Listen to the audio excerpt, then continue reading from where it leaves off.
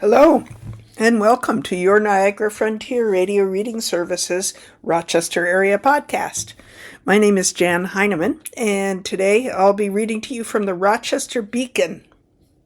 Our first story from the Rochester Beacon comes from writer Danik Sudakov and is dated June 26th. MAG, Memorial Art Gallery, offers innovative approach to art appreciation. With its Free for All, Forever initiative on the horizon, the Memorial Art Gallery is enriching the gallery experience by emphasizing community perspectives through Open Mic, its member-only program. Open Mic, short for Members in Conversation, uses the artful thinking routine framework developed by Project Zero at Harvard University. The framework aims to enhance engagement with the community and their relationship with various artworks. The program, which began in October, is part of MAG's approach toward making art accessible to the public. The museum will make admission free for all next year. It has raised more than $9 million toward this goal. MAG's Lauren Tagliaferro, a curatorial assistant, and Adam Koneman, museum educator for school outreach, started Open Mic at MAG after recognizing the power of direct engagement. Tagliaferro says, I think one of the takeaways that people have been really excited about is that Open Mic isn't just like a lecture. We're not just putting up a series of slides and telling you what you should know about this artist, this artwork, or this movement. It's participatory. It's about conversation, and it empowers people to think analytically and critically about artwork, and to show that they can have new ideas, opinions, and thoughts about artworks that are in the MAG collection. Open Mic centers participants by having them share their perspectives on a specific artwork. Koneman recalls a moment when a mother-daughter duo, loyal attendees of the program, experienced a transformation. The daughter, who was around 8 years old, was initially shy and didn't want to voice her opinions. However, within a few sessions, she was already taking the initiative and sharing her insights with other participants. The MAG showcases various artful thinking routines done during Open Mic sessions. Looking 5x2, for example, encourages participants to analyze artwork, list 5 items they noticed, share them with another attendee, and then repeat the process. The activity encourages people to analyze artwork and then do so again from a different perspective. There's a palpable energy in the galleries when these conversations are happening, says Koneman. A goal of Open Mic is to show participants that curiosity and discussion surrounding artwork is accessible to all. Art can be communicated in plain language by noticing details and emotions and discussing them with peers. Tagliaferro, who has a background in art history, and Koneman, with a background in special education, combine their strengths to supplement attendees' experiences without influencing their thoughts about a particular piece of art. Koneman explains, I think of them almost like training wheels. It's giving people common language vocabulary prompts to kind of think through so they can have a way into the conversation that feels safe, encouraged, and they might take a risk or say something that might be unexpected. And it's okay to do that because there's some parameters within the structure. As people continue attending the sessions, they begin to develop a sense of community and belonging.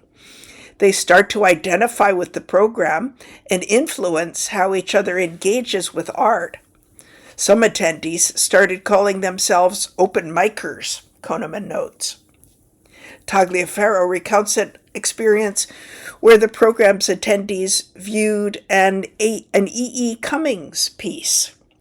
The attendees asked Tagliaferro and Koneman to rotate the painting, a request they had not encountered before.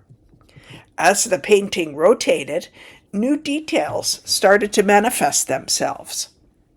The best part was we flipped it one more time and everyone went, "That doesn't work." So it was this collective experience that was really incredible, Tagliaferro says.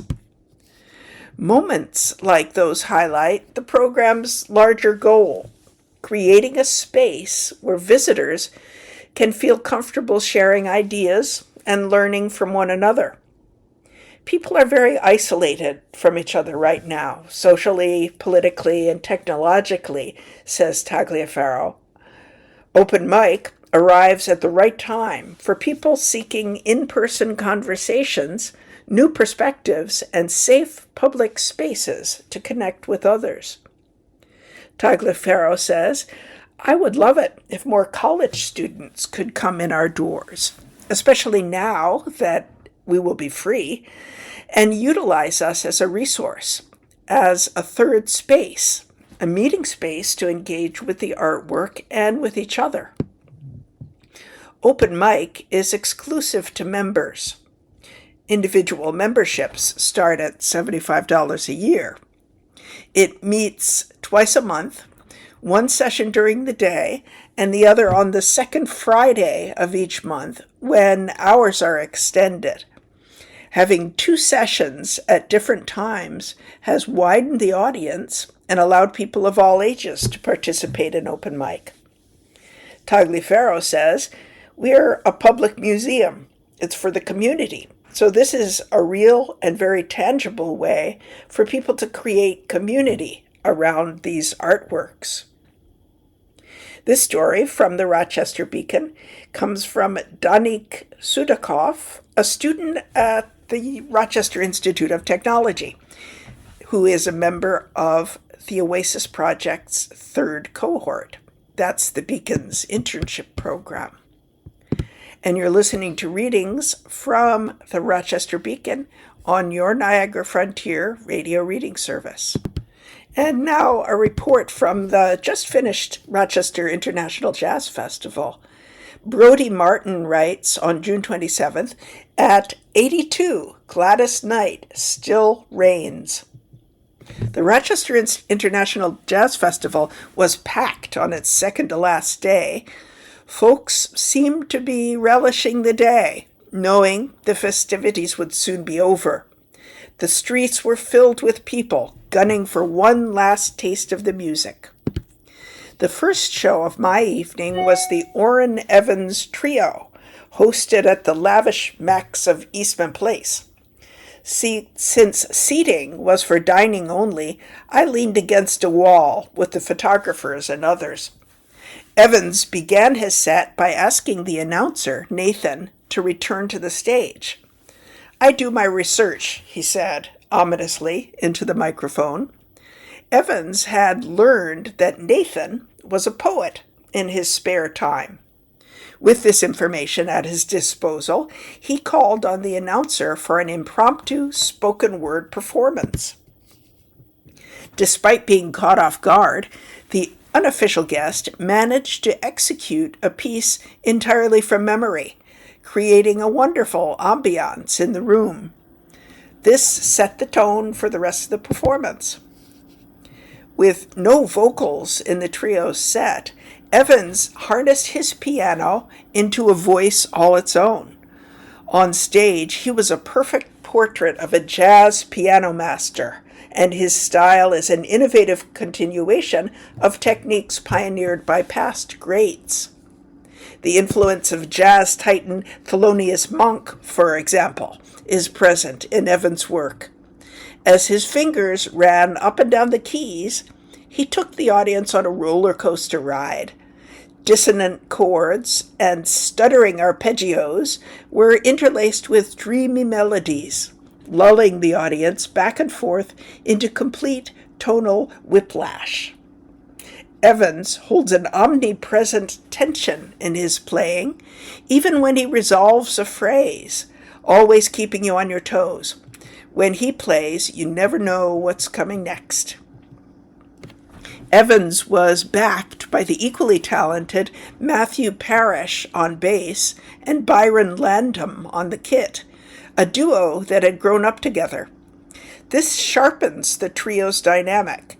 They've been playing as a whole for over 30 years, and the musical intuition they share is astounding. Landham's drumming was sparse when supporting his bandmates, and at the same time, it added so much to the group's texture. Wielding sticks, mallets, and brushes, all in different combinations, I vividly recall thinking to myself at one point in the show, I didn't know a hi-hat could make that sound. He scratched his cymbals with the tips of his sticks to create haunting metallic creaks over solos. Parrish, too, filled just the right space in the band. Parrish's hands flew up and down the neck, letting loose deep rumbling notes. Together, the rhythm section was the Atlas to Evans' Sky. After the Evans trio finished their set, I wound down with a chicken sandwich from one of the many great food trucks at the festival. Then I made my way through the lobby of the historic Kodak Hall and ascended into the nosebleeds for an hour with a bona fide Motown legend. Gladys Knight is a name that needs no introduction. She's been music royalty for half a century, earning nicknames like the Empress of Soul, a spot in the Rock and Roll Hall of Fame, several Grammys, and countless other accolades. While best known for her work with the family group Gladys Knight and the Pips, her decades-long career is storied, to say the least. She's inspired generations with her music. Walking on stage, accompanied by her backup singers, she was played in by a monstrous backing band, complete with 2 drum sets, 2 keyboardists, bass, and guitar. Knight celebrated her 82nd birthday last month, and she's still got it.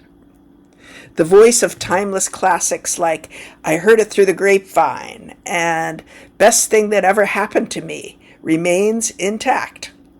And for an octogenarian, Knight has moves. She was shaking her hips and strutting around the stage all the same as she has countless times before. Knight seems to be a magnet for up-and-coming musical talent as well. Her backing band was stacked with a luscious wall of sound that coated my ears. Guitar, keys, bass, every musician on stage had at least one show-stopping moment. And always want to share the spotlight, Knight gave each of her backups ample time to shine bright themselves. Each one dazzled the crowd with breathtaking solos of their own. Even in her mythical status, you could tell Knight was proud to share the stage with such talent. The night was just as much a celebration of Knight's music as it was a performance. Adoring fans filled the room to the brim, all shouting, "I love you, Gladys," with a passion that only a lifetime filled with her music could bring. The applause continued even after the curtains closed, another performance in the books for an elder stateswoman of soul music. After Knight's performance finished up, I legged it across the festival grounds just in time to grab a front row seat for Doreen's Jazz New Orleans at Temple Theater. The group specializes in Dixieland and trad jazz. When they aren't touring, they can be found filling the streets of New Orleans with the music that was born there. They've brought their show around the world and have even played the Kennedy Center. As they approached the stage Doreen Ketchens and the group carried themselves very casually. Their energy was approachable. The bassist opted to sit on his amp as he played, and the band as a whole seemed more relaxed on stage than I was in my seat. As Ketchens stepped up to the mic, she greeted the audience with a modest wave, greeted us kindly, and thanked us graciously for being there. After a quick introduction to the band, they started off with a peppy rendition of This Train. Ketchens' clarinet immediately grabbed my attention as she let loose her first solo of the night. She effortlessly flew up and down the octave in a mesmerizing fashion, intermixing it with earthy growls that floored me. Each member of the band followed suit. They were so comfortable with their instruments that the blazing pace they kept seemed like a morning walk. Simultaneously, each person played as if their lives depended on it, and the guttural sound each one brought to the show had me glued to the edge of my seat. Another highlight of the band is Ketchens' singing. It isn't intended to be a great spectacle, soaring over the instrumentals, but it is every bit just as good. She sings straight from the heart, with a gentle tone that just makes you smile. Even in the music's most aggressive moments, she tastefully dances through the notes with an energetic jaunt. Everything the band does emanates from the countless hours they've put into their craft back in New Orleans. The only thing that precedes the group's chops is their humility. As a real New Orleans street band, Ketchens and the gang don't always have the privilege of playing to people who care to hear them. They were all so grateful that we came out.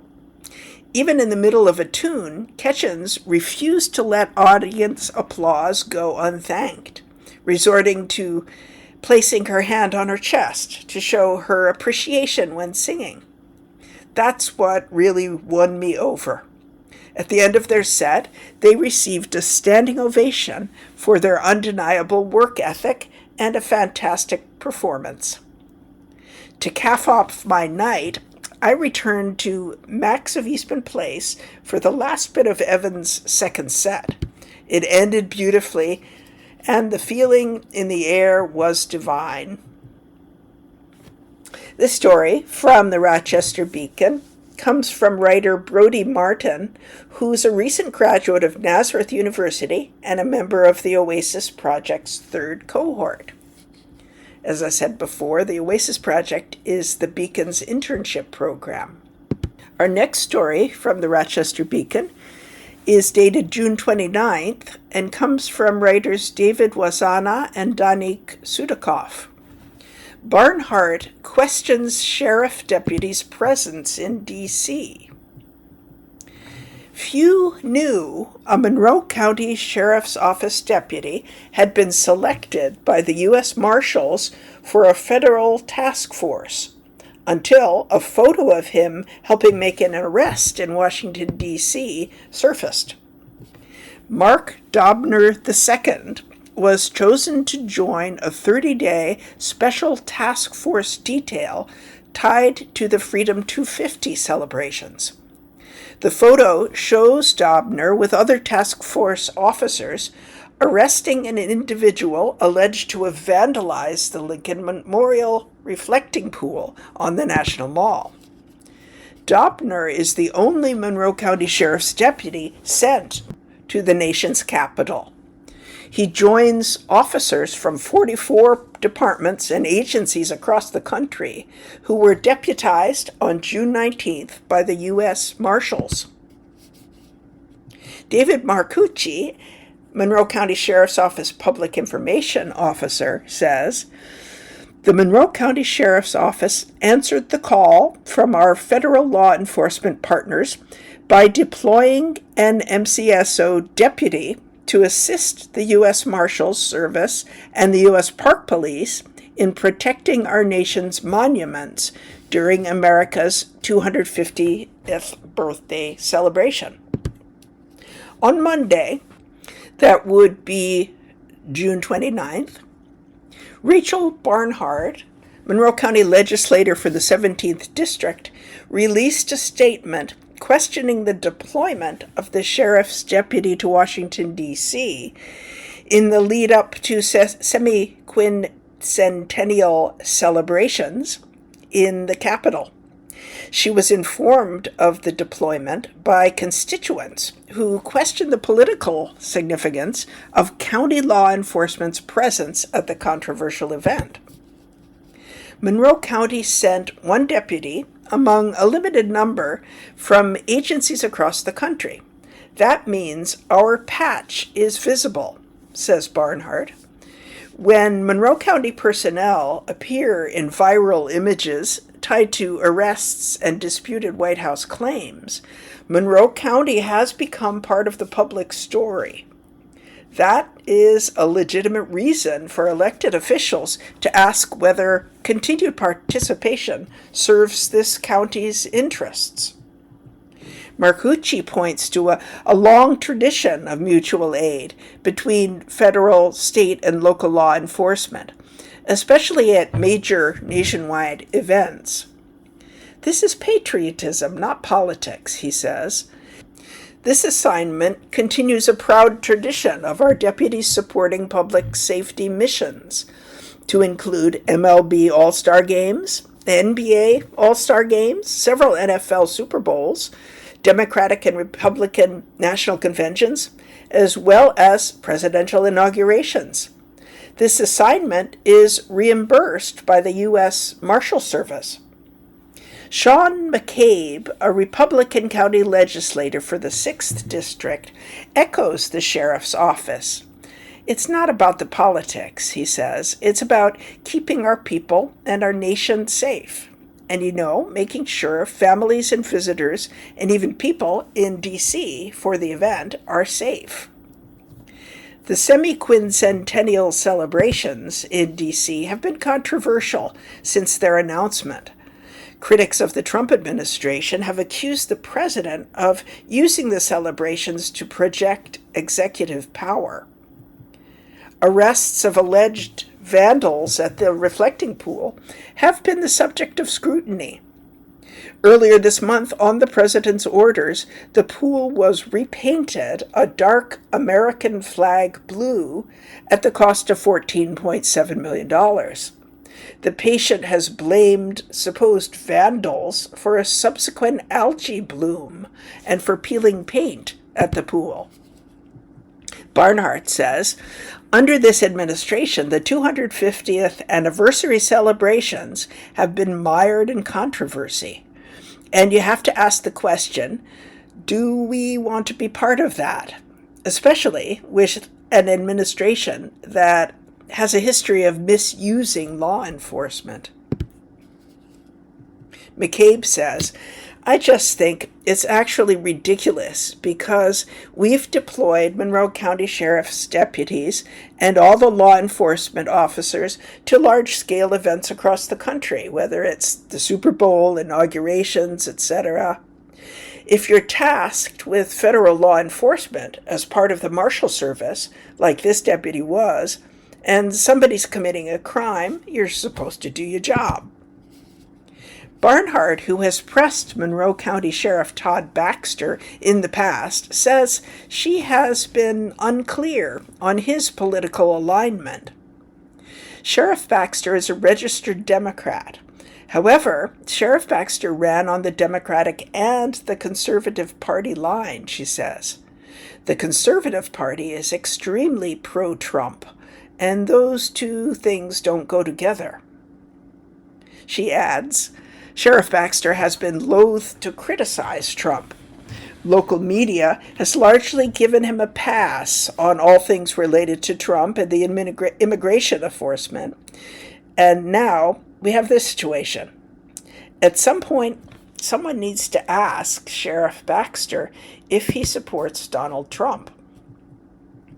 Doppner donated nearly $500 to the 2024 Trump campaign in the lead-up to that year's election, according to the Federal Election Commission disclosures. He donated another $600 to the Republican National Committee and Trump National Committee on January 29th, 2025, after the president's inauguration. The same day, the White House announced a special task force for the Freedom 250 celebrations. Monroe County Sheriff's Office canvassed for volunteers, says Marsucci, and among those who applied, he was selected to go. I unfortunately do not have any further details I can share on the details of the selection process. That's from Sheriff's Department spokesman Marcucci. Barnhart says, my complaint really isn't about the deputy. My complaint is about Monroe County lending resources to something that now is a cover-up for Donald Trump's corruption. The reflecting pool repainting is a complete debacle and a national punchline, and we don't need to be associated with that. That's from Rachel Barnhart. And this story from the Rochester Beacon comes from contributing writer David Wazana and Danik Sudakov, a student at the Rochester Institute of Technology. And you're listening to readings from the Rochester Beacon on your Niagara Frontier Radio Reading Service.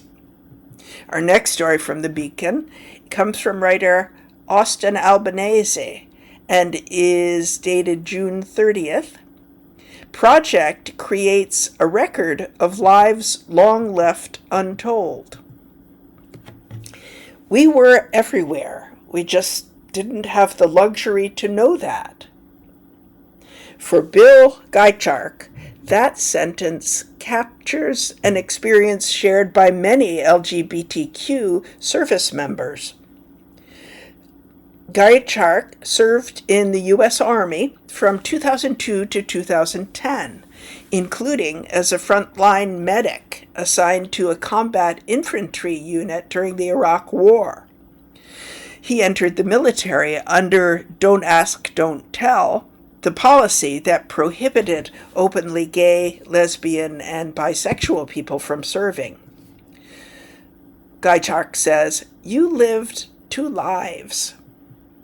Today, his story appears alongside others in the Queer Veterans Project, a Western New York oral history and photography initiative created by historian Jovana Babovich and photographer Mel Porter. The project pairs contemporary portraits with oral histories from LGBTQ veterans about the paths that led them into military service, the lives they built there, and the people they became afterward.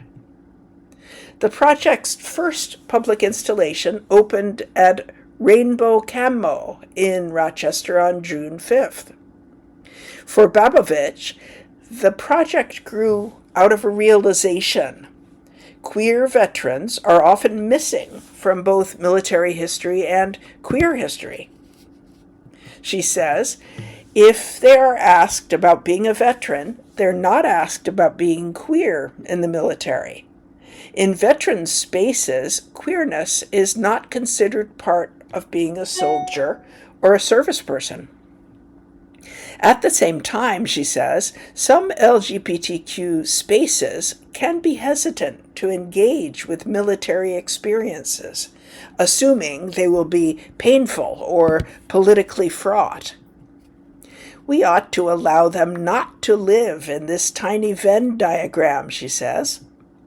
Porter, who comes from a military family, says the project began with a question they had carried for years. I've always wondered why someone would choose to go into the military knowing their identity is not supported, says Porter. Porter had once considered enlisting. By the time they were eligible to enlist, they were already out as a lesbian and believed military service was not a viable path. Years later, conversations with queer veterans revealed stories that challenged many of Porter's assumptions. We realized there were probably a lot of stories that needed to be told, Porter says. The project has already completed interviews with more than a dozen veterans, spanning multiple generations of service. One participant served in the 1950s. According to Porter, the man enlisted for love. He had a boyfriend who was going into the military, and he was going too, says Porter. A romantic, queer notion over half a century ago. The stories differ widely, but certain themes reoccur. Many participants enlisted while young and searching for direction. Some joined to leave difficult circumstances. Others followed family tradition, sought structure, or saw service as a path toward something larger. For Jamie Arena, who served in the Navy from 1999 to 2003, military service became a turning point. I was just an arrogant jerk person, she says. It taught me how to be part of a team and that I was worth something. Arena entered the Navy at age 23. She eventually became the first female attack team leader aboard her ship and credits military service with teaching her discipline, humility, and responsibility. It just made me a better person, she says. Like Gierchak, Arena served during the don't ask, don't tell era, yet her experience differed significantly. Everybody knew and nobody said anything, she recalls of her ship. We were all family. Arena remains careful to note that others had very different experiences. I feel very blessed, she says. For many participants, Babovich says, military service and identity formation unfolded simultaneously. They enlisted when they were young and missed out on that critical coming-of-age period, she says. They did not get to do their early 20s in the queer community. Yet, many later sought out those communities after leaving the service. Those two things went hand in hand, Babovich says, of military service and queer identity. The same story. For Gierchak, the process of telling his story publicly required revisiting experiences he spent years trying to understand. Raised in a multi-generational military family, he says service felt less like a choice than an expectation.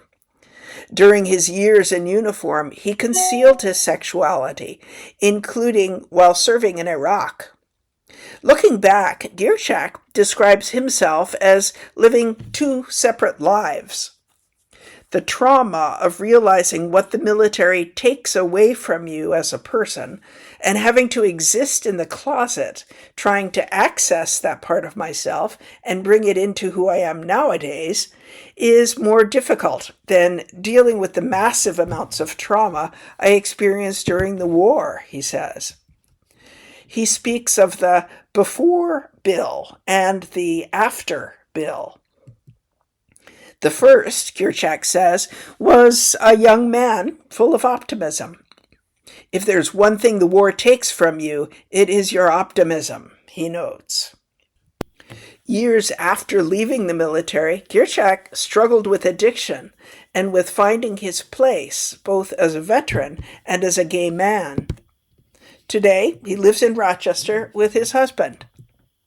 He wanted to meet the person he knew I could be, Gierchak says. Asked what he wishes his younger self had known, Gierchak's answer is simple. I wish he knew he would find his community. Others described the interviews in similar terms. A lot of people have told us the conversation was healing in a way and made them feel authentic, says Babovich. Many participants have never been asked these questions before. They want their stories to be heard, but no one is asked to tell them, Porter says. The project's approach reflects Babovich's background as a historian. We are all historical agents, she says. Too often, she argues, histories of LGBTQ military service begin and end with exclusion. We miss that queer joy, she says. Many participants describe lessons they still carry with them today. If we don't tell stories like this, we're liable to dismiss serving in the military as the experience of queer folks being put down by the state, says Babovich. And that existed, but we miss the moments that they push back. At Rainbow Camo, the exhibit has already produced unexpected results. Participants begin talking with one another, and visitors started expressing interest in being interviewed. I noticed that people were communicating and connecting with one another, says Babovich. Porter says the project has grown into something they did not fully anticipate. It's becoming a community, they say. We are creating a community in Western New York. Porter hopes the project eventually grows into a book and expands beyond the region. Babovich envisions additional exhibits and a larger archive of stories. What we're doing ultimately is creating a place for community and a place where people can find one another, she says. The power of oral history is giving people that agency to tell their own stories, says Babovich. For Girchak, the importance of that work can be distilled into a single sentence. We deserve the right to know we exist, he says. Arena hopes others take away a similar message. They are not alone, she says. We are out there, and we are here for you. This story from the Rochester Beacon comes from writer Austin Albanese, who's a Rochester-based writer and historian whose work focuses on local histories, civic memory, and interfaith life. I mentioned earlier that this exhibit is happening at Rainbow Camo. Rainbow Camo is a queer veteran-owned soap and bodyworks store that is in Village Gate Plaza. It's not clear whether this exhibit continues, but it's worth a try. And you're listening to readings from the Rochester Beacon on your Niagara Frontier Radio reading service. Our next story from the Beacon comes from writer Jacob Schermerhorn and is dated June 30th, How the 2026 Primary Votes Played Out. In his victory speech after his 2026 Democratic primary win, incumbent Representative Joe Morelli thanked his supporters while emphasizing the need for his party to unite. This is a time for Democrats to come together. I would urge people who supported me and who didn't. The stakes are too high and the need is too great, said Morelli. We have to deliver a House Democratic majority and a Senate Democrat majority this fall to save America from the most corrupt president in American history. In November's general election, Morelli will run against Republican challenger and current Monroe County legislator Virginia McIntyre. Unofficial results on primary night gave him a commanding 62.3% of the ballots cast over former Brighton Town Board member Robin Wilt. This was Wilt's third time challenging Morelli in a congressional primary. She also ran in 2018 and 2020. On social media the day following the election, she also thanked her supporters, but also criticized the media and commented on low voter turnout in the primary. She wrote, "There were multiple media outlets doing election night coverage, but they were largely absent, covering the details of the primary election as it unfolded over the last 4 months. This is journalistic malpractice and benefits the status quo. Voter apathy doesn't happen in a vacuum. It results from the same corporate interests that predominate our government, also subverting the interests of the people when media coverage of important issues is involved." She continued, "The primary election returns were disappointing, not solely because we weren't able to reach the mark in terms of notching the election win, but more so because of the voter apathy that was reflected in the turnout numbers. My heart broke as I witnessed voter participation at 11% in some parts of the district." The unofficial results of the 2026 primary do show low voter turnout, but numbers relatively in line with the regional average. For example, with 201,731 eligible voters in Monroe County for this year's Democratic primary between Morelli and Wilt, 38,677 ballots were cast, giving that race a turnout of 19.2%. This is actually higher than the average turnout for primary elections, according to Monroe County Board of Elections records. Although there have been fluctuations, usually due to current events or presidential cycles, since 2002, the average turnout for Democrats has been 16.2%. For Republican voters, the average is 14.8%, and across all party affiliations, it's 15.7%. The election results suggest Wilt's efforts did not resonate beyond the southern part of Rochester.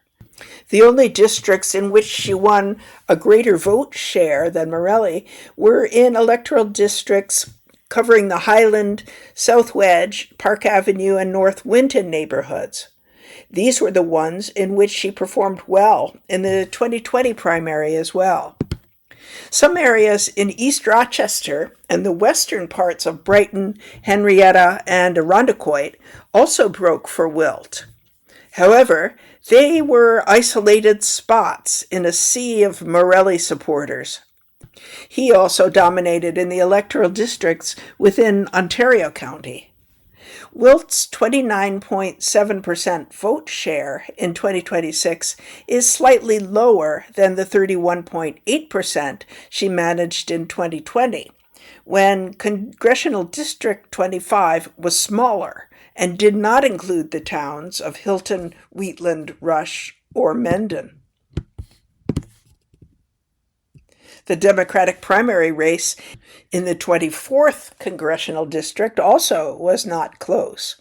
Alyssa Ellman won more votes than her opponent, Diana Kastenbaum, in almost all 14 counties covered by the district, finishing with nearly 59% of the ballots cast. Kastenbaum received a majority of the votes in Genesee County, which includes her hometown of Batavia.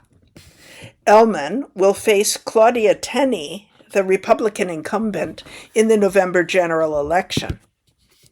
In the race for the State Assembly's 130th district seat, results revealed a divide in both political parties between the town of Webster and Wayne County. George Dobbins, the Republican winner and designated candidate of the Wayne County Republican Committee, had a stronger showing there, 45.6% of the vote, compared to Webster, 23.5%.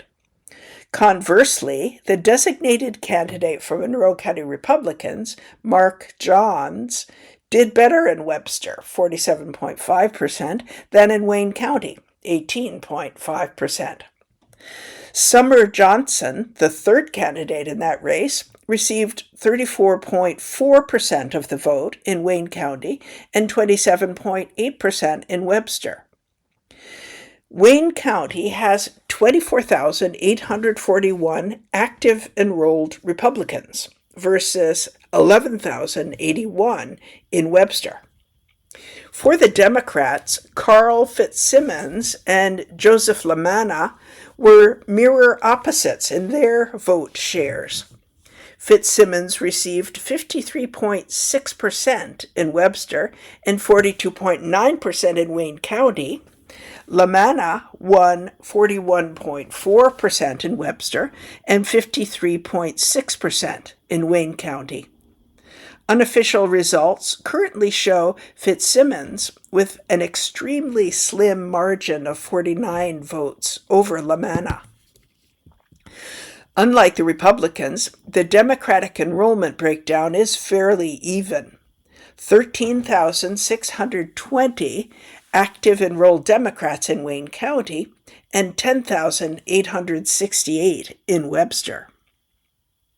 This story from the Rochester Beacon comes from contributing writer Jacob Schermerhorn, and you're listening to readings from the Rochester Beacon on your Niagara Frontier Radio reading service. And our next story from the Rochester Beacon comes from writer Alifia Presswala and is dated July 1st. Tiny Powerhouse provides hands-on demonstration of clean energy. The Climate Solutions Accelerator took its tiny powerhouse, a model home filled with interactive exhibits that demonstrate clean energy use, on the road last month. Brady Ferguson, CSA's Director of Public Engagement, says clean energy is a spectrum, but CSA defines it as energy generated from renewable sources that does not emit greenhouse gases. Within the home, which is what the tiny powerhouse aims to demonstrate, CSA says it's promoting use of air source and ground source heat pumps, heat pump water heaters, electric induction stoves, as well as electric vehicles. The tour of the powerhouse begins before visitors even enter the house, with 8 solar panels on the roof that generate all the energy needed to run everything in the tiny house, including an air source heat pump that provides heating and cooling. From the outside, visitors could see the exterior heat pump and use a remote control to adjust the temperature and feel the cool air coming out. The home includes many other interactive stations, such as diagrams that explain heat pump water heaters and differences in annual cost of energy for running a heat pump water heater, which in most cases is going to save people money, switching from a different type of water heater, says Ferguson. Visitors could interact with different types of light bulbs, even physically moving bicycle pedals, to see the difference in energy required for an incandescent light bulb, a compact fluorescent light bulb, and an LED light bulb. Other exhibition topics included insulation, air quality, and health issues that can occur in the home. The tiny home also has a loft area for children with coloring sheets and kids' books about clean energy. While the exhibition is meant for anyone interested in clean energy, CSA especially welcomes homeowners and renters looking to make clean energy upgrades in their living spaces. Ferguson stresses that this exhibit isn't meant for just homeowners. There are programs through which renters can access grants and incentives for making energy upgrades to their home, he says. For example, renters can enroll in a community solar program, and there are even some appliances that renters can get themselves and put in their home. And if they move to a different place, they can take them with them. He notes that questions or misconceptions about clean energy technology often are rooted in outdated knowledge. A lot of people don't think that heat pumps can work in our climate here in Rochester without having some kind of backup system in their home. Even among the people installing those devices, there's still a lack of familiarity, says Ferguson. The technology keeps improving and has really grown by leaps and bounds over the last few years. And if it's not somebody's specialty, I can't blame them for not knowing. That's why it's on us to be out there showing it to people so that people can learn that, yes, these new air source heat pumps actually work fine in our cold Rochester winters, and you don't even need to have any kind of fossil fuel powered backup system. The tiny powerhouse was designed and loaned out to Climate Solutions Accelerator by the Cornell Cooperative Extension of Tompkins County. More information about the design of the home and exhibits inside can be found at, here comes a website, tinypowerhouse.org. That's tinypowerhouse.org. More information about renewable and clean energy can be found at CSA's Clean Energy Hub program. Here comes another website, ampedproject.org. ampedproject.org. mpedproject.org. And this story from the Rochester Beacon comes from contributing writer and Oasis Project intern Alafia Presswala. And you're listening to readings from the Rochester Beacon on your Niagara Frontier radio reading service. Our next story from the Rochester Beacon comes from writer Jacob Schermerhorn and is dated June 25th. A budget's bitter aftertaste. For the second time in 5 weeks, the Rochester City School District Board on June 16th approved a budget for the 2026 to 27 school year. As before, the new version passed 4-3 without a vote to spare, and the head of the teachers union, community members, Rochester City Council, and the commissioners themselves expressed little satisfaction with the outcome. The amended spending plan became necessary when the state budget, approved 6 days after the first RCSD budget vote, delivered $4.1 million less than expected.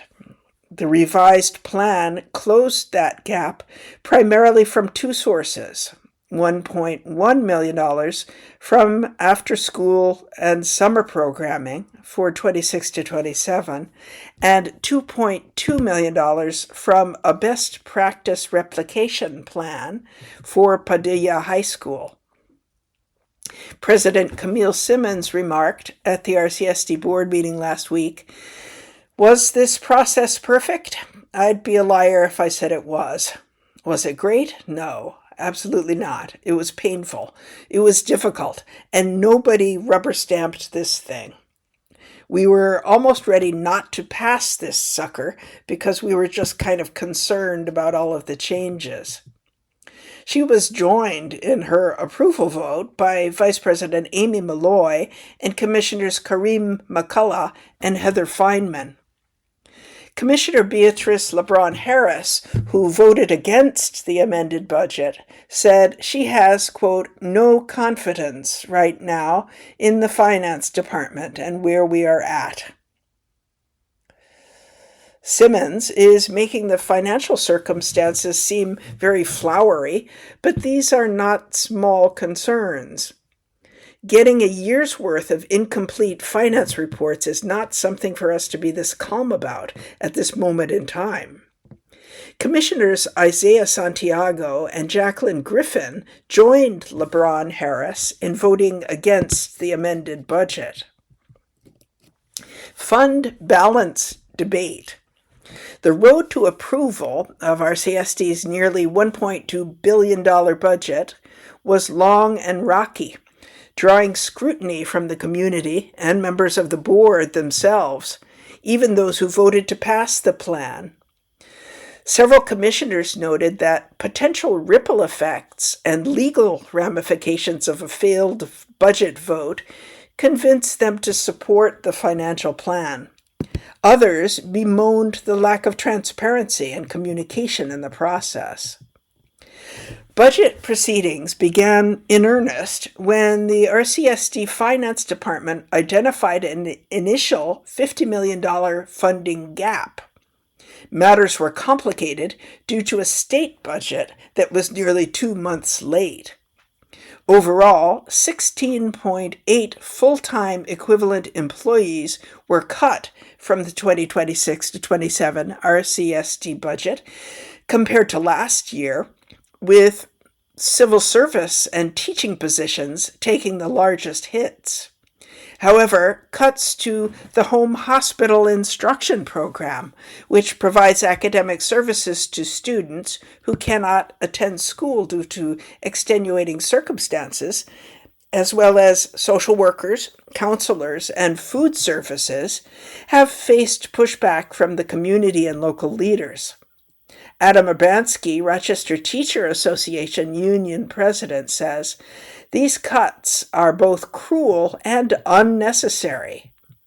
Even with these cuts, the spending plan needed to use $23.8 million from the district's $312.8 million fund balance. The board is generally united in opposition to using the fund balance, savings that provide the district a financial cushion to fix its budget shortfalls. RCSD Superintendent Eric Rosser said the amended budget did not draw additional money from the fund balance. Rosser and State Monitor Jamie Alicia have warned that spending trends could place the district in a situation. Based on 5-year revenue projections, they estimate there could be a $128 million deficit by 2031, even with the currently healthy fund balance. Urbanski isn't convinced, however. He believes that the district has a larger fund balance than reported. He's currently working on an outside budget analysis with help from the New York State United Teachers. The district does not have a gap. The district has a surplus, Urbanski argues. With the reserve of $312 million that we know of, probably more, we are puzzled why they would even consider making any cuts, but especially cuts that target the most vulnerable students in our district. That is inaccurate and disingenuous. Their fund balance is not diminishing. It is growing because they're investing that surplus and it's earning interest, he adds. They are fabricating a shortage of money at a time when they have an unprecedented surplus that is likely to increase rather than decrease. New York State Union of Teachers and Peter Appleby, former deputy director of the State Senate Finance Committee, are currently compiling a financial analysis of RCSD, which Urbanski believes will prove there is no funding shortage. He estimates the report will be finished by July 22nd. Appleby's credentials are impeccable, says Urbanski. He's much more credible than the district's chief financial officer, Robert McDowell. I believe the superintendent is trusting the information presented to him by his CFO, and I believe that that information is a misrepresentation of the actual district budget. I don't know if it's incompetence or willful misrepresentation. It's a mystery to us. That's from Urbanski. Closing the $4.1 million gap. While the final budget made cuts to the after-school and summer programming for 26 to 27, Rosser says it still will receive $2.6 million. This is double the current year's amount and enough to allow RCSD to expand its offerings. Further, he said there could be a chance to restore some after-school programming with additional potential transportation aid in November. The superintendent also said the Padilla High School cuts were not directly related to the budget gap.